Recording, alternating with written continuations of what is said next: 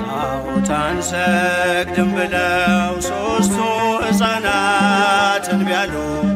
የምናመልከው አምላክ ከእሳት ያወጣል እያሉ ጣዖት አንሰግድም ብለው ሦስቱ ሕፃናት እንቢ አሉ። የምናመልከው አምላክ ከእሳት ያወጣል እያሉ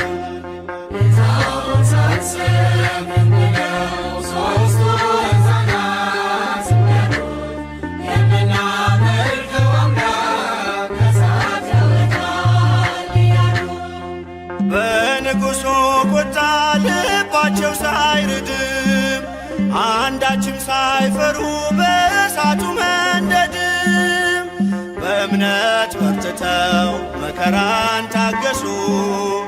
የታመኑት ጌታ ፈረደ ለነሱ።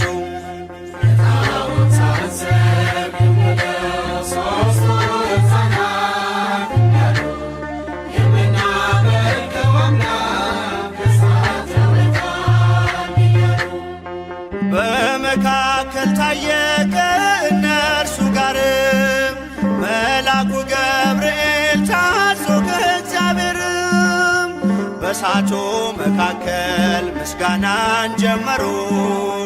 ስቡሕኒ ብለው ለስሙ ዘመሩ።